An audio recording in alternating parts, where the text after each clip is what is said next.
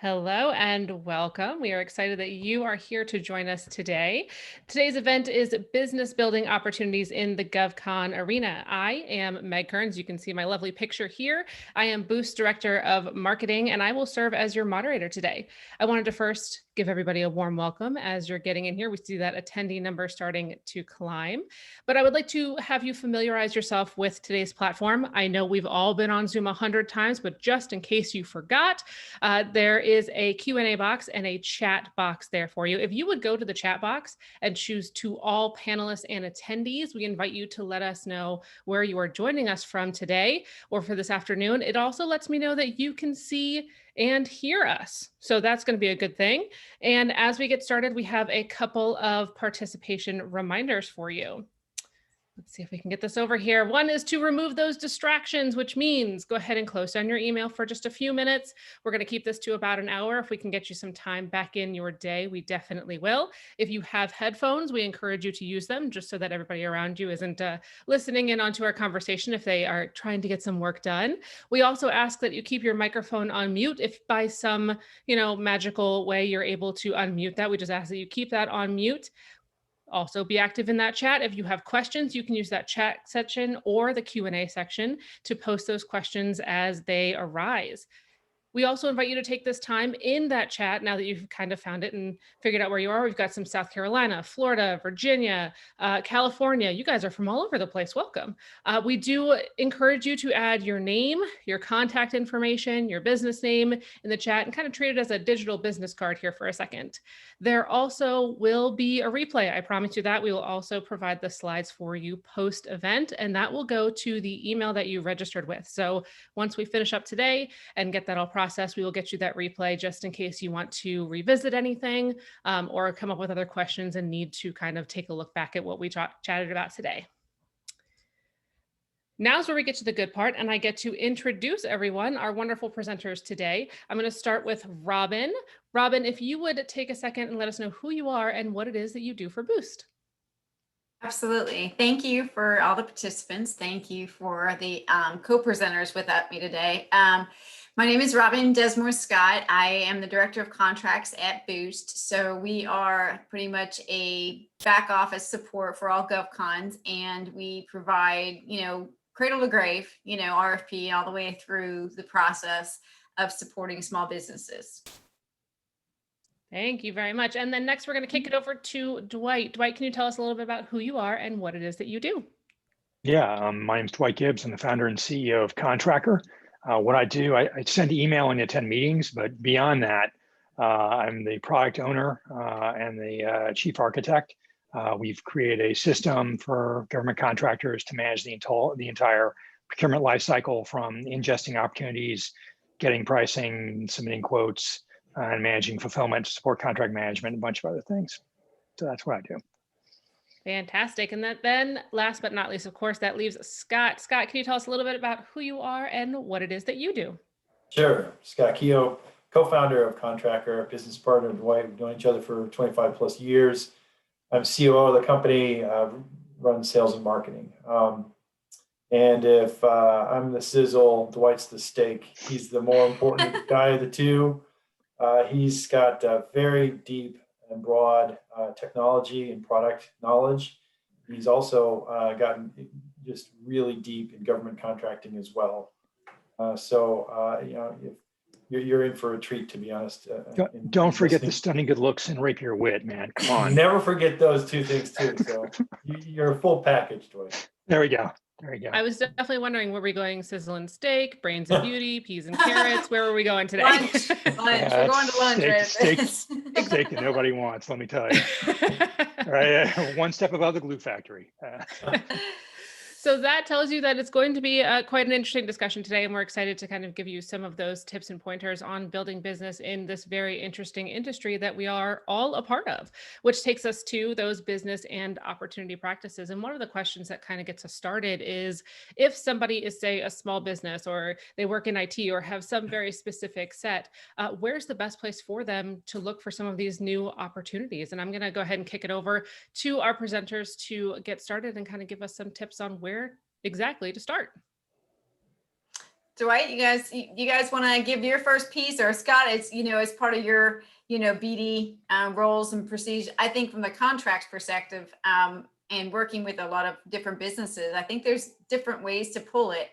There's quite a few opportunities out there as far as, FedBiz and SAM, obviously beta.sam.gov right now actually is probably the pinnacle of everything of where information you can pull it down. But I think it's important to see from other industry outside of contracts. What you guys think? Do I want to take a crack at that?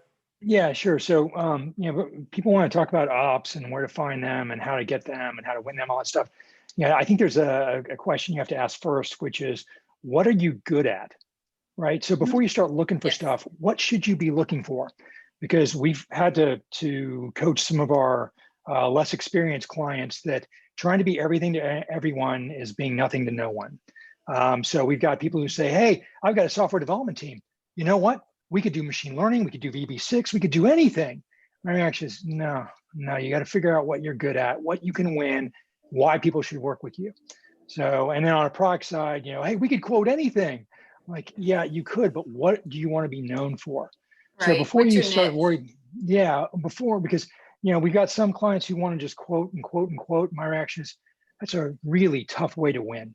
Yep. Really, really tough way to win, because, one of the things we talk a lot about is the opportunity cost proposals and quotes, Yes. right? Because if you're doing one, it means you're not doing another. So you want to make sure you actually have a good shot at winning opportunities before you actually go, try to quote them or put together your proposal. So beta.sam.gov is great. Obviously, there's a lot of traffic on GWAX, right? So you've got SOUP, you've got all the chess vehicles, you've got GSA, you got First Source 2, Mobis, First Source 3 coming out. IT70, you name it. There's all so these, many. it's a laundry list, right? And people will say, well, but Dwight, I'm not on those. How do you expect me to get access to them? And I hate to say it, but there's a lot of partnership involved. And if you know what you're good at, you can find other companies that sell products and services adjacent to what you do, and ideally team with them to get access to those RFPs and RFQs. So, people will say, and one of the questions was, hey, it's really hard to get the CEOs right now. How do we do networking? Like, networking with the CEOs is great. Networking with potential partners is even better. Because that can give you access to things you would not have access to, and for which there's less competition. Right. But again, you got to have a niche. If you're really good at something, people want to partner with you. If you say, well, I just want to go quote a bunch of stuff, I want to put together a bunch of proposals, most partners are going to be like, thank you, please drive through. Right. So I guess when we talk about finding the right opportunities for your business, I mean, obviously having your focused niche it's the first and number one thing that you need to be focused on. Searching for the right focus and the right targets is also understanding what your business is, what you want to be doing businesses, and not spreading yourself so thin. Really, really great aspects of it, Dwight. And I'm glad to see that we're all on the same page in that particular sense. And some of it definitely seems like it's more common sense, but I think with a lot of small businesses, they run into, we need business. So how do you get it? Because I mean, sometimes the relationships take too long, right? Building the partnerships take too long. I mean, there's so many out there and everybody's kind of shuffling. But I think that based on what we have here, building the business funnel, enhancing effectiveness of the opportunity searches, includes multiple things. So if you know that your business area is, what are the NAICS codes are, if 541, 519, you're going to stay niched in that, stay focused on the companies that complement those particular services and areas of business that you may need. So, and then obviously, as we move forward, it's about analytics, it's about understanding, staying true, thinking practically, but also being very effective in knowing where to stop and start and making those choices. Go ahead. When you want to look for partners, you really need to think about, what's their business and what's your business, and how do they actually tie together for real partnership. So going to FPDS and actually looking and see, well, what have they won? Who have they won with? What CEOs do they work with? What agencies? What sub agencies? What areas of are they successful in? Because if you just go in saying, hey, I see you're winning a lot of stuff here, can we work together? It's like, that's not compelling. It's just not. So you've got to really have, the intro, There needs to be a no kidding partnership, not just a, hey, can I sell on your vehicle? And that's, Absolutely. and it requires the due diligence to go look and see, and ideally you get a warm introduction, right? Because if you just cold call, the VP of sales and say, hey, we want to work with you, that's not terribly interesting. There's So and anyway, there's definitely and there's definitely some channels to go through. Obviously, the Small Business Association, also Gov.mates actually marries up a lot of small businesses together to find out how they complement each other in the industry and in any particular opportunity where everybody may need a little bit more help. And like smaller businesses obviously can't chase after everything and can't lead everything either. So it's there's our mechanisms for building those relationships.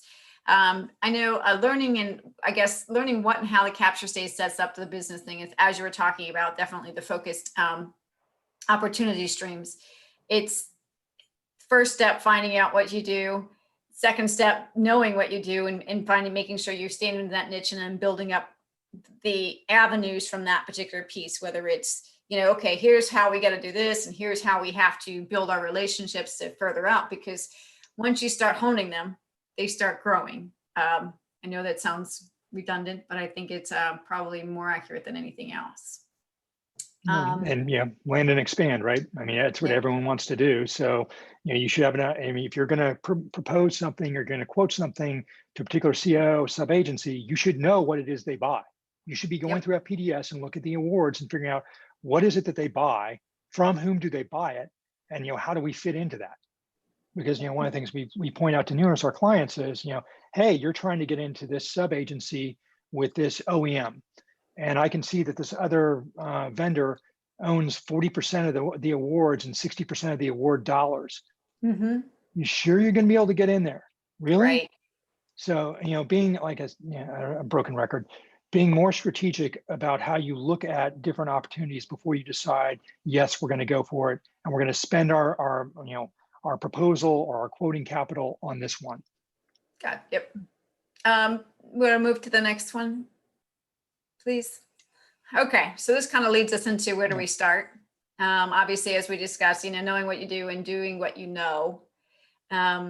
Obviously, everybody wants to get more experience and more past performance, because that's actually, how an important part of moving into the next stage of priming stuff. So when you're looking at the historical views of business areas and capabilities and contract awards, as you were just talking about, Dwight, is understanding how and where. So part of what we wanted to talk about was learning the tools and techniques and tracking and managing and learning to grow. And I think a lot of people have their own perspective about how they've done it, whether they have really good contacts on the inside, however their network is connected.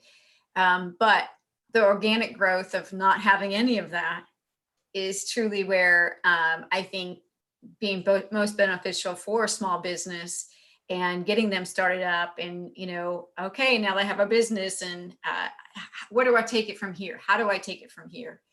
Obviously, as you were talking about, knowing who your competition is truly, one of your first strategic pieces, period. Know who your competition is, know what your market is, so you know who's in the playing field and how you have to be. Now, that doesn't mean that you take, I don't want to say don't fear the larger guys. That part isn't necessarily, if you're in your own niche, they're going to come and want you at some point in time. Also, a lot of small businesses forget how they truly offer so much value to large businesses, as well as other partnerships of small businesses to help diversify what the U.S. is spending on.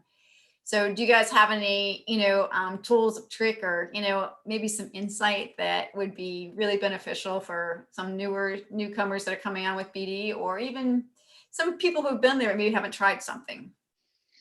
Scott, I've been rambling on. You want to take a swing? Oh, sure. Rob, you really touched on something important. Really important to understand the set aside landscape. Mm-hmm. It's really important to understand how specific programs and agencies and sub-agencies are buying. Every program, every agency or sub-agency has their own plan, their own approach to that. I mean, yes, there are consistencies and similarities across all of government, But really depending on where you land, whether it's DoD or some of the civilian agencies or whatever, they all have their particular take on this is the kind of set aside that we really want. And there are at least two different audiences that you need to really speak to and sell to. It's the technology and the deliverables decision makers, the program managers, and the folks who are actually on the front lines doing the work or requiring their support. They might have their own interests in terms of set asides. And there's the contracting office and contracting officers, each of whom may have their own personalities, their own interests, their own goals that they're trying to reach individually as well as the organization as a whole. So it's important that you really understand the set aside landscape so you know going in. And obviously it's important to know what you're stating the obvious. You've got to know what your own set aside status is or goals for reaching certain set aside statuses in order to go and win that business.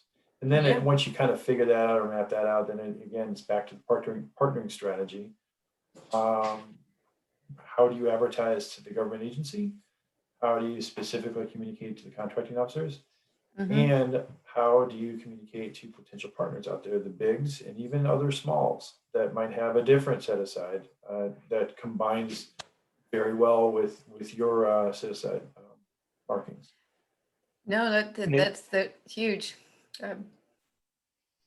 So the other thing to keep in mind, sorry, the other thing is, looking, through FPDS, you can search for the contracting offices and you can see what they're awarding to who. So you can see, do they have a favorite hub zone? Do they have a favorite women-owned?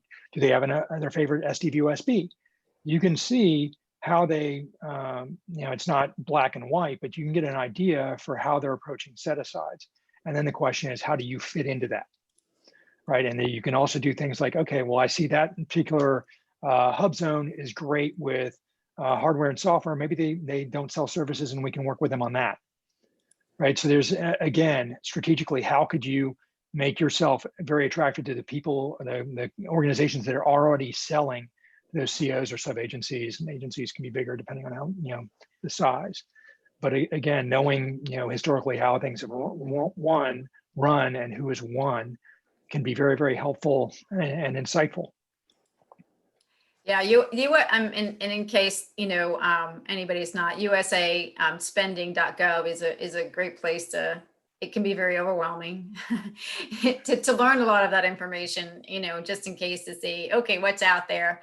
Not to get wrapped down in that particular rabbit hole of looking, but just to have an informed and staying up to date with really what's going on in the market. And as we become less, I guess, networking and being face-to-face time has been obviously impacted this year with COVID, and which is also one of our questions, I think, later on to talk about how do you keep building relationships? How do we keep, keep things from going too cold? Well, you have to find new ways, and whether that's picking up the phone, which I know is always a time-consuming piece of everything that we do, and obviously getting them on the thing, but making sure you're just making the contacts and making them come familiar. And I love to be the proponent of saying, until they tell you to stop.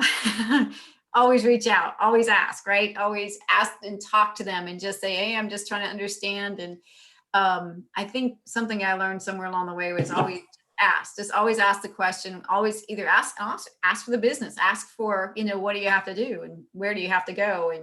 And then also, I think something I learned along the way was find out where customers are getting their information from. Do they have somebody that they trust? And if you can, that's probably, as you build up the relationships, you find the information, and but it's probably where you need to be their confidant, but it takes time to build that. You want to, any other questions on this, Dwight or Scott? I do have a quick question now that we have 1 second. Along the lines of know what you do and do what you know, someone has asked, do I need to have a standard capability statement at the ready, or can I adjust as opportunities arise? Oh, my suggestion is to have a capability statement as always to have one ready for everything that you do. Building it makes it change. And if you're not set, it should be your elevator pitch, and all intents and purposes should never be longer than a page long. But so you should be able to live it, learn it, and repeat it at all costs to anybody and everybody. But Dwight, Yeah, Scott. and yeah, the other thing is, if you're building it every time, I'm not sure those are your capabilities, your strategic capabilities. Right. But 100%, in agreement that you want to cater that to whatever is in front of you, right? So if your standard set of capabilities matches, go ahead and include, and this is how we draw from those capabilities to what your needs are based on what you just put out as an RFP. Or my favorites are when I see the RFIs and the MRRs. Get on that, right? Because you want to shape those deals. Those are the ones that really, okay, now we finally have an opportunity where we might be able to shape that deal. Right. And this is what makes it also more efficient for them and anybody that does. And you have a capability set statement, it makes it easier. So when you do have to go after, especially the RFIs that come out, it makes it a lot easier to respond quicker if you have an already established, well-established capability statement. Yeah, I agree. I'll add just a thought. It's really good to have your core capabilities down cold. So you've got a great PDF that you can email, but more importantly, you've committed that to memory. It's just a part of you, live and breathe, that you could fire that off verbally to anybody who asks at any time. It is also a really good idea to be prepared to be able to kind of push the edges of your capability, be flexible enough to respond within reason, within arm's reach of your capability, to add new things. So if you're currently kind of locked down and rock solid on 80% of what a client prospect is asking for, you can stretch to get that additional 20. Then really be prepared to expand your message a little bit as appropriate. If that makes sense. Yeah, absolutely. Thank you. Meg, you want to move? Thank you. Yep. I think we're headed over to data now. Yes, where is the data? So as I think I provided that one of the ones that I know that I go to as well. I mean, obviously there's a whole lot of data out there and different portals, and everybody has a different genre of whatever it is that they're pulling from. But USAspending.gov is obviously it's a government web poll of information for targeting specific information. So you have it. There's SBA has quite a few databases out there as well for finding additional information, companies, their capabilities, their socioeconomic statuses as well. Also, depending on where you go, you can find out, who has what contracts and the levels, and, GSA information is all public as well. Do you guys have anything in particular, softwares, websites, portals? Open a can of worms. There are these very wonky sounding documents called Exhibit 300s and Exhibit 53s. And they're mandated by government. I think it was the Clinton administration, the Klinger-Cohen Act, that mandated them specifically. But all agencies at a certain dollar threshold or a certain area of focus, all agencies are required to submit funding information, budget information on certain programs for both O&M, operations and maintenance, or keep the lights on and keep it going, but also new investments, DME. So if you can get your hands on a form Exhibit 53 or 300, it really gives you a pretty good view, at least at a high-ish level, of where a government agency is making investments. And it's typically, they come in 3-year grouping. So year 1 is all about the planning. Year 2 is literally the year that Congress passes into law the funding that's required to spend on whatever that investment is. And then year 3 is the actual spending itself. So it's typically the way the government plans, budgets, and actually makes the money available, and then makes the actually pulls the trigger and makes the investment. It's a 3-year cycle. Gotcha. So look for those Exhibit 300s and 53s. For me, I like FPDS because I can get the raw XML data, right? So there's 59 million awards. We've ingested them and scrubbed them and load them into Elasticsearch. So I'm the geek who likes to go in using the Elasticsearch queries to really get good granular data. I then dump to Excel, and then I do my pivot tables to go figure out who's selling what to who, how, when, all that stuff. And I can slice and dice by, requesting agency, awarding agency, contracting agency, however I need to do it. So I like that because I'm pathetic and sad, geeky like that. So I find that to be super, super helpful. Just having access to the raw data. And for me, I think the other thing that Robin, you already alluded to is all these big GWACs, it's public information. You want to know who's on, ITES, you want to know who's on, on ADMC, you can go find out. It's all out there. And with the award, with the contract numbers, you can go get a very good idea of who's winning what on which vehicle. Yep. This can be very, very helpful if you said, hey, we're looking for a partner on a vehicle who sells what we, or it doesn't sell what we sell. Well, you can go through with the contract numbers and figure out, well, what's being sold on that vehicle. Because not every vehicle has everything. I mean, like ITES SW2, they really broadened that out. SW1 wasn't as broad. But you can see for a lot of this stuff, what you're selling may not be, being sold on that particular GWAC, so don't worry about it.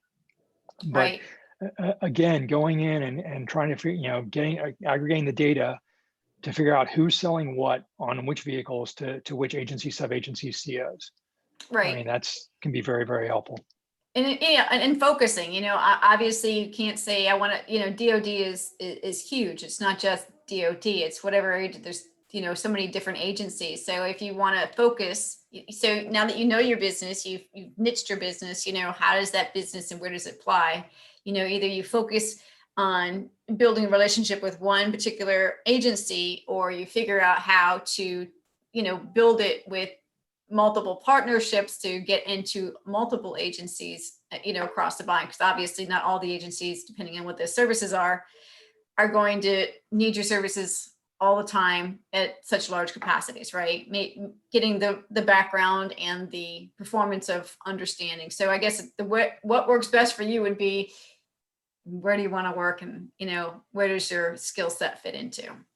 Yeah, and the other thing in that PDS data, you can see where is this work being done, right? And so this is one of the things that Scott alluded to earlier is if you have actually feet on the street, if you actually have a badge, oh my God, that is huge, ginormous. Right. So I'll on base. talk.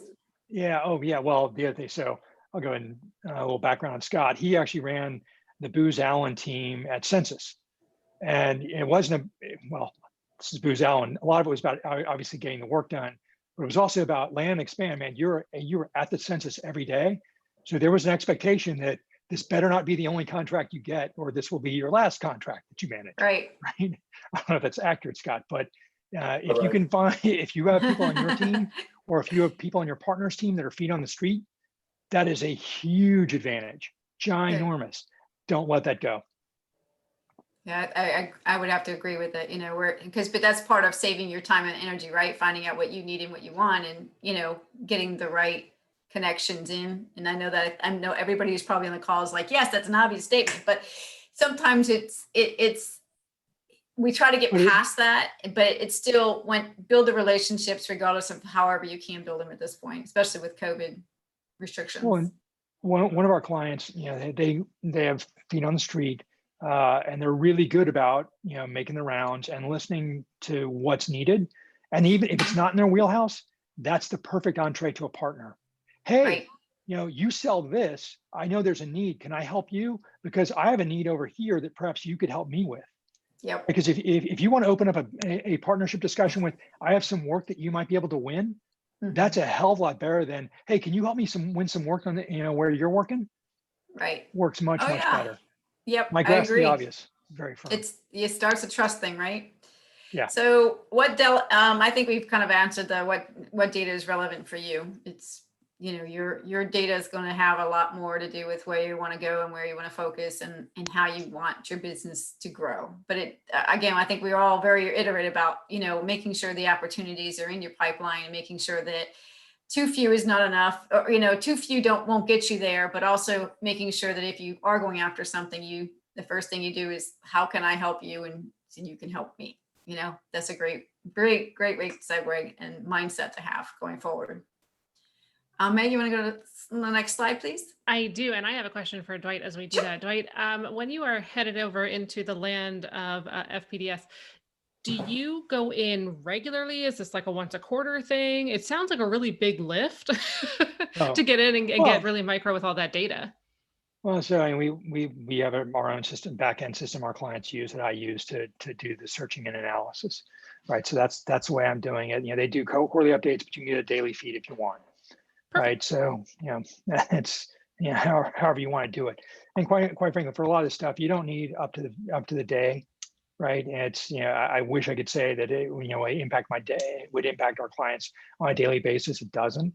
It's nice to know, you know, when you lost, who, you know, last month, who won last month. It's good information to have. You can do a little post-mortem in terms of why did we lose. But, you know, yeah, going in for me and for our clients, what we work with our clients on is before you bite off a big chunk of work to put together a proposal or a significant quote, you should do your due diligence to figure out what's your competition going to look like and how are you going to differentiate yourself. And if you need a partner who might be able to partner, right? Because if you don't have that stuff before you start, you know, before you make the, you know, PGO, yeah, it's like, I'm sorry that you're late. That's got to be part of the decision. Dwight, I agree. I'll say it maybe in a different way, Meg, to answer your question of like when do you go in or what's the frequency. Whenever you have a question, you know, it's whenever you've got an opportunity that you are pursuing or interested in, whenever you have an opportunity you're trying to shape, turn to that data and ask all kinds of questions to get to draw out the insight and intelligence from the data. It's all there. But I mean, it's whenever you have a question.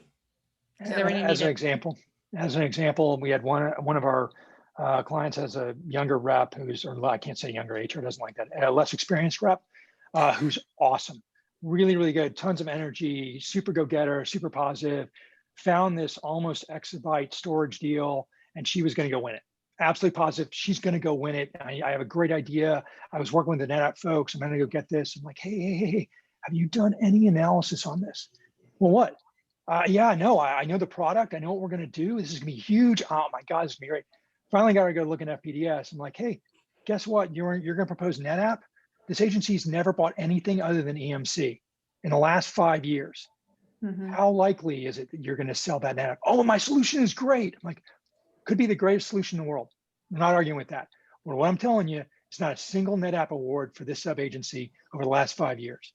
What you do is what you do, but I'm telling you, you're unlikely to win that. And same rep, like 5 months later, we got really excited about this one deal. I'm like, go look at the OEM and tell me who's selling that OEM into that sub agency. And again, what we found was there was one vendor who had 40% of the awards and almost 70% of the award dollars for that OEM. I'm just like, you're not going to win. Do the research and act on what you find. Sorry, I'm ranting. No, excitement is good. Data is better. Yes. Preach it, sister. That does lead us into part of this process area where can we start things too early or can you start the process too late? Oh, too late for sure. Too early? Yeah.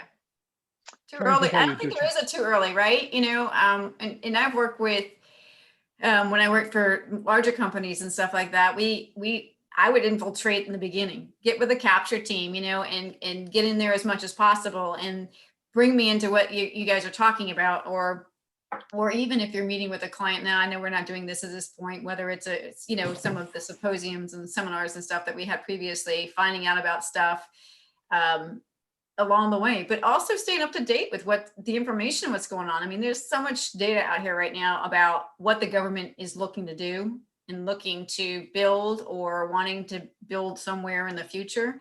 It's so being mindful, again, this is part of the strategic part. You find out about it today, it's going to take them 12, 24 months to actually get something stood up in a vehicle and all the requirements put down. So starting the process the earlier is always the better, and from my perspective.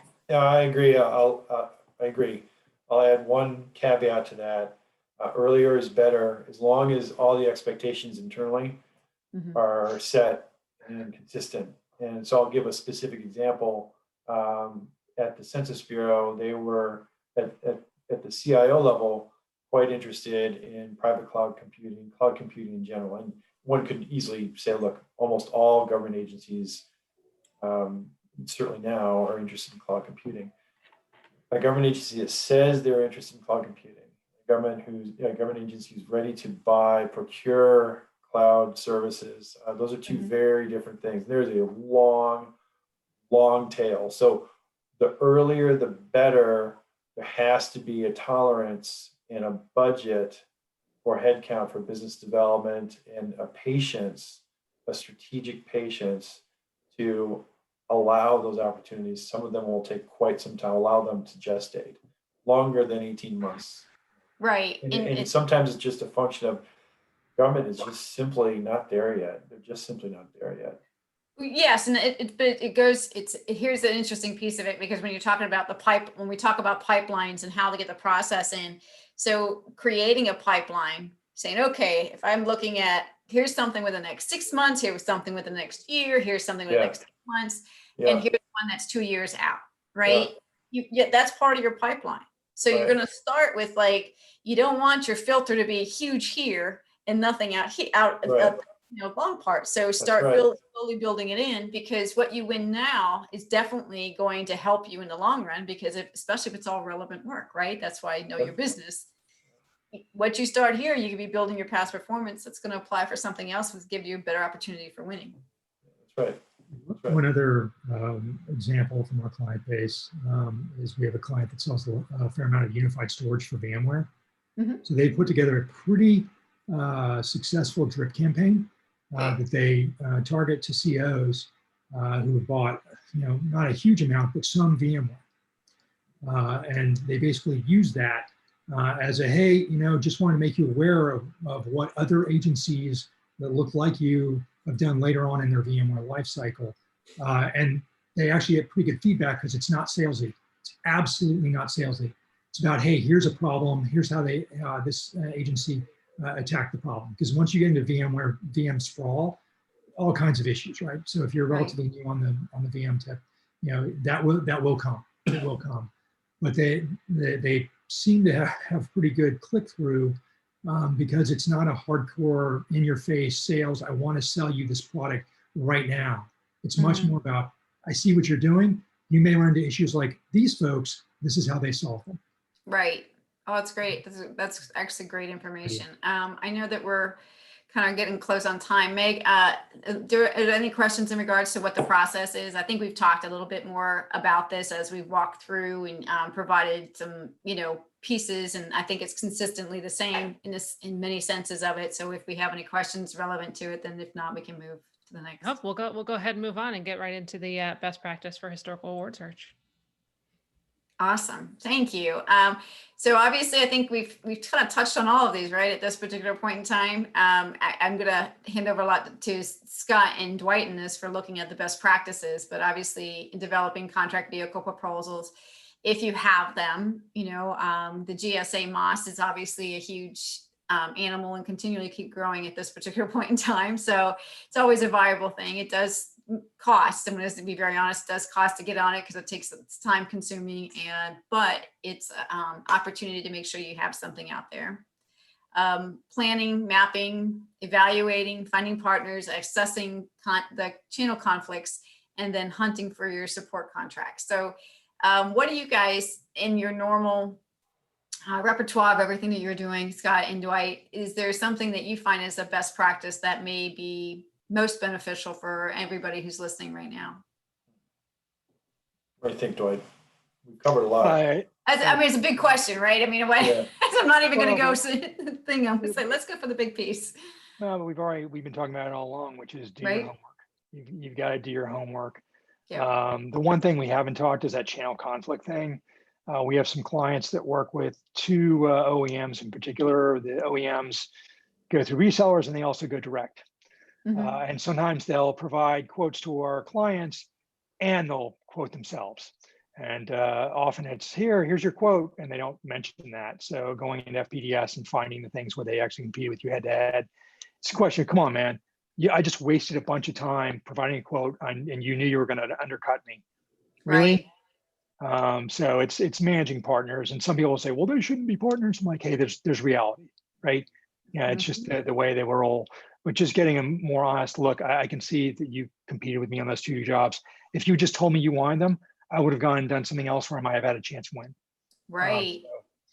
Being a little more honest, and now, we have some questions about, are they really partners? But the support contracts is also interesting because, that gives you a reason to contact a CO and potentially with a better solution. Yep. Like, hey, I can sell you year 3 or another year of support on this, or you could cut your costs by more than 60% if you went with this. Just want to make you aware. So not the in your face hard sales, but this can be useful to you. Scott, Yeah, what am I missing? There's a lot of white papers that go back and forth as too. And I think one of the best practices, I guess, when you're searching, right? I think that's doing the market research is huge on it. But anything else, Scott? I'm sorry. Best practice when you're selling, when you're shaping a deal, and when you're really getting to the point where you're at the RFI stage and you're submitting your white papers and whatnot. In terms of a sales strategy, it's really a 2-track approach. You've got to really make sure you're connecting with the program managers and the folks who are actually soliciting the work, that are making decisions about the statement of work. You also, almost independently, but equally importantly, you have to really work with your contracting officer and make sure they know who you are, make sure they're informed of all the benefits of this contract versus that contract vehicle, and really make sure you're tight with them so you know when it's coming out. And frankly, when it really comes down to tactical activity, where it's coming out in GSA, or is it coming out in a certain flavor of GSA, or is it coming out in a completely different contract? It's really essential to know all that and to be able to influence that and shape that. I know one of the questions that are coming up, and I'm still trying to be mindful of the time, is that, and with COVID happening right now, we don't always know, and it's not always easy to stay on top of or stay connected to, because if the only opportunity you have is to get them on a call, or, because they're not answering emails or they're not responding, and you can't get in front of them because you don't have the access that maybe other people do have, I think that's probably a frustrating piece at this point. How do you still do all this and not have that? And right. That is probably the $1 million question. And Dwight, I would love to hear, what do you think? I mean, is there something you would recommend? Yeah, so cold calls are really, really, really hard, and cold emails generally just don't get a response. Right. And it's funny, we talk to COs, we're like, oh, if I talk to someone, that's just grounds for a protest. I'm like, okay, first of all, no, it's not. Second of all, come on, really? Come on, man. But they're really hesitant. So, what we find is, hey, do you know someone who's worked with them previously, who will put in a good word for you, or will do the intro for you? So again, it's like, okay, well, who do you know who's worked with the CO before? Who do you know who's worked with that contracting office before, who could do a warmer intro? Because the cold, I got to tell you, it feels like beating heads against walls. I mean, really, just one of those things. It's like, is there much benefit coming out of this? But we have seen, people help out, partners help other partners with, like, you know what? I haven't worked with the CO, but I've worked with someone else in that contracting office. Let me see if I can give you a hand. That works so much better, night and day better. Gotcha. Because with these cold calls, cold emails, you don't even know if they're being opened. Right, And, exactly. And the other thing is, the COs get a gazillion emails a day, and we've heard COs joke about how they delete email if it's important. Someone will resend it. Just like, Right. oh, dude, man, you're killing me. But same thing with voicemail. If I delete it and they don't call back, was it that important? Not what I would recommend. I don't tell the COs we talk to, I don't recommend you doing that, but I understand why you're doing that. Okay. A couple additional thoughts. It should be comforting to us all. We're all in the same boat, large or small, regardless of your set aside status, or we're all struggling with the same issue. So it's it tends to level the playing field a little bit. Right, I agree.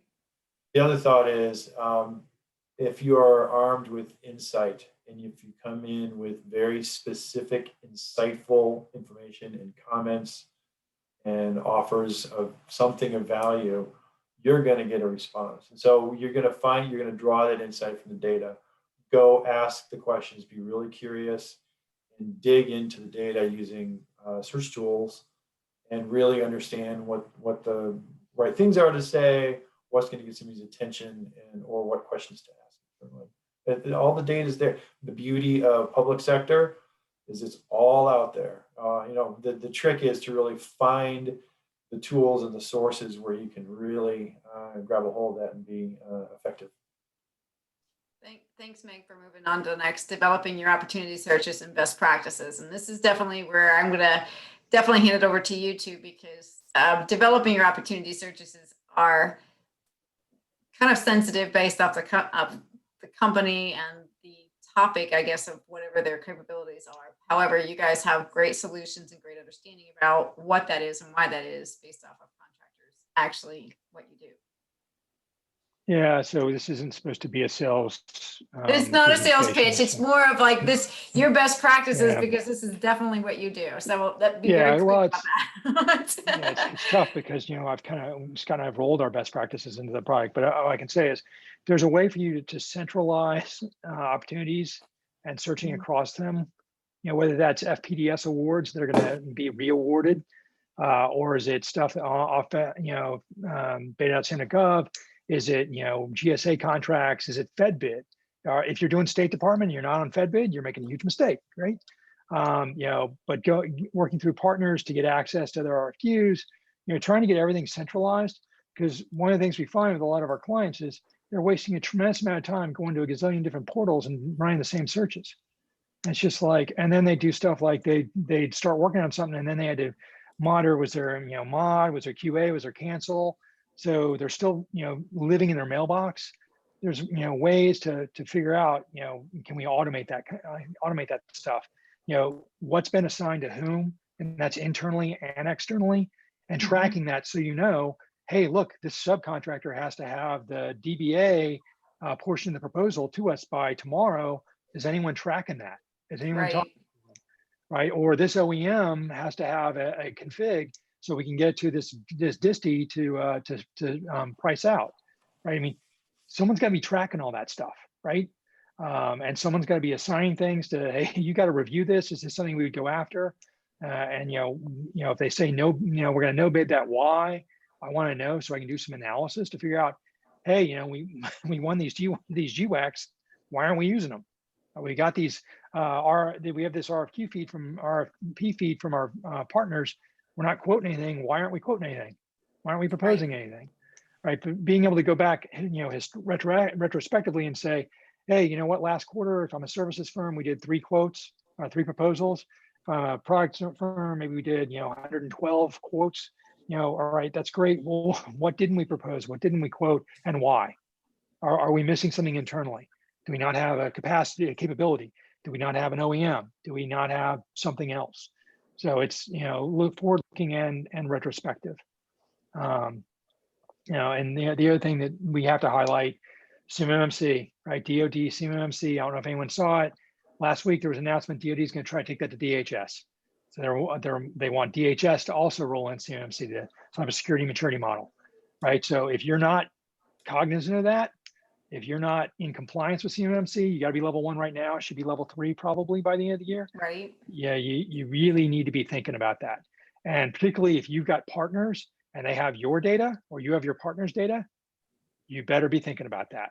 So because if CUI from one of your partners lands someplace it shouldn't, they're going to want to know where it came from. So you really got to be buttoned up tight on CMMC. Scott, did I forget anything? I'm not letting your face. Scott, what did I forget? I'm sorry. Oh, I mean, no, I don't think you really forgot anything. Yeah, just look for tools that really that create efficiencies that just wring out or eliminate a lot of the manual steps in hand keying and hand searching. Yep. And look for those solutions out there that can just automate the search and the identification, the scoring and searching of opportunities, and then the assigning of those opportunities, getting them in the right hands as quickly and efficiently as possible. Meg, is there any questions for this? Okay, so we're going to do results. Thank you. I know with being time sensitive as well. Obviously, as we look at the results, and we're talking about increasing your quote weights by spending less time searching for stuff, evaluating and managing opportunities more, giving you more time to quote them. I think a big part, and obviously we could be here for hours talking about very much the intricacies and scenarios of what you should be doing and how you should be doing it. But it does become a little bit more personable. I think what we're trying to make sure that is conveyed out here is when you're building up your pipeline or trying to build your business and understanding what the pipeline looks like and where to get the information. One step at a time, I think, is an important piece of it, but working with partners and obviously understanding and to better qualify for the opportunities you're going after, as opposed to liquidating yourself and trying to go for too many. Is there anything specific, anything else that Dwight or Scott that you guys think would be advantageous for our audience? Well, actually, Meg, there was one question that we received that I don't think we really touched upon. I went ahead and wrote it out. I cheated a little bit, but I really wanted to be thorough and specific. There's a question about proposal guidance. You know, we're brand new to government, or we've never done this before.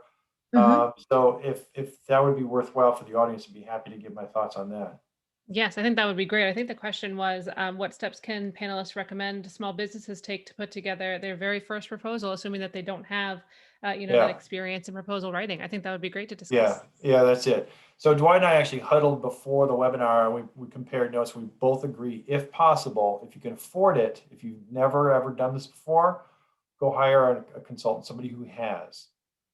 That person will bring an awful lot of knowledge and experience.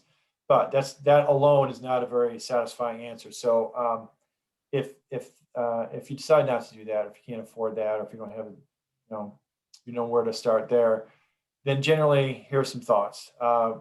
Generally speaking, you're in for a pretty labor-intensive and at least in terms of time, possibly in terms of dollars, rather expensive effort. Proposal work in public spaces is pretty grueling. That's from personal experience. And there really isn't a library of templates. There's no library of languages or even the form or format necessarily that you should follow. The best thing you could do, and I'll get into the details of this a bit later, is go find the statement of work within the RFP and use the statement of work and the evaluation criteria as your guide.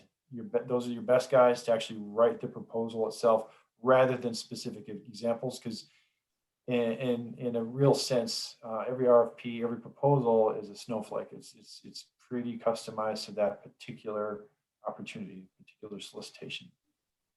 We've mentioned this before, but ideally you've already shaped the RFP to at least a certain extent before you see it, so you're familiar with the contents and you can get at least a running start on that. Ideally, like I was saying before, you also know when and where it's going to be released. That's the difference between selling to the program folks and also, it's an and, not an or, and selling to the contracting officer. So just a little bit more of the anatomy of the RFP itself. If you can, divide and conquer the proposal effort into at least three, sort of parallel efforts. If you can get at least one resource on each of these three, you'll be in decent shape. The one resource or team, get them to focus on sections C, L, and M. C is the statement of work itself. That's really the meat or the heart of the RFP. Section L is all about proposal instructions. And my recommendation is to follow them prescriptively. Follow those instructions prescriptively down to the word count, font sizes, and margins if provided. And they are very, very serious about due dates. Do not be late, even a minute. Really, no kidding. And then section M is the evaluation criteria. And so you can use the evaluation criteria as your guide when writing your statement of work. Like I said, section C, make sure you're putting your best foot forward. So section C, L, and M, if you put one person kind of in charge of those three sections and responding to an RFP, that's probably a pretty good thing to do. Section B is the pricing. They're pejoratively called the B tables. So I'd say get a quant person, someone who's really handy with a spreadsheet and margins and percentages, and put that person or that team on section B.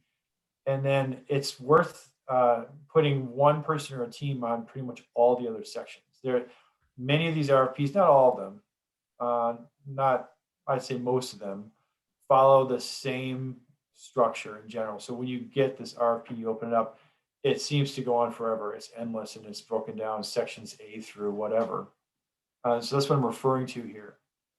All of the other sections are largely administrative in nature, and apologies to government. They're very much box checking exercises. What's your done number? What are your reps and certs? What's this? What's that? Most of this you've already done in advance. Much of it is relatively straightforward, and it's just documenting the basics of the business when you submit your proposal. So that's my advice: is you've got those three teams working in parallel. At some point, they all have to come together, obviously. So someone's got to ride herd over that. But one person or team covering section C, L, and M together. One person or team on the pricing, section B. And one person or team pretty much responding to everything else. And that's more or less balanced, those three, believe it or not. So that's my advice there. Hopefully that's helpful. Definitely. Thank you very much. I do know that we have one thing. We have just a couple minutes here, and I wanted to make sure we ask this question. I know we kind of talked around a lot of different resources here, but what, if you could, what would be the top 3 publicly available and preferably government-sponsored sources of upcoming procurement opportunities for small businesses? That question's been asked a couple times in various forms, but I do know that that's one that tends to be top of mind for most people. Right. Yeah, so if you don't have a GWAC or you don't have access to GWACs, it's FPDS, or excuse me, BAD-SAM.gov, but it is also FPDS for recompetes, right? So don't just say, oh well, what RFI, what RFP, FQ is coming out on beta.sam.gov. Also, what's already been awarded that's going to be recompeted, right? Because that's the stuff where you get to shape deals or try to shape deals. So I guess those are 2. And the other thing, if you're selling the State Department, you're not on FedBid, it's free. You can sign up. I don't like FedBid. I'm not a huge fan. It adds margin. And when I see a soup deal that's a credit card and on FedBid, I'm just like, oh, maximize. As a taxpayer, please don't maximize the fees. I would rather not see that. But you got to be there. And like I said, it's free to sign up. Scott and I work with the folks over there. We like them a lot. They're very capable. And like I said, State Department does a lot of business through FedBid, also now called Unison Global. So beta.sam.gov is 2 and 1, and then FedBid, Unison. Scott, do you have any others that you like? The only other one is, we've talked about this before, is put your partnering strategy together. Go find the primes. If you're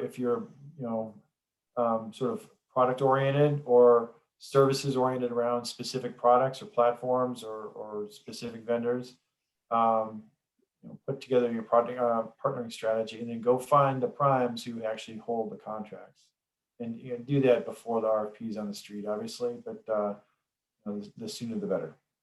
Perfect. And we'll include those 3 that Dwight mentioned in our recap email once we finish up the presentation and get you the recording there.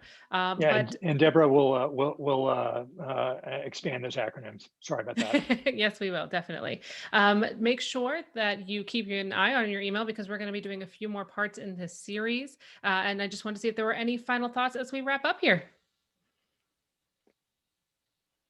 Anybody have anything left? Because I think we're right at the top of the hour, but I did want to say thank you to everybody for being here, to our panelists especially. Like I said, we're going to provide the slides, the replay, address any unanswered questions, give you those top 3 available opportunity trackers, as well as any questions we did not get to post-event. So Scott, Dwight, Robin, thank you so much for your time today, and thank you for everybody who was able to join us.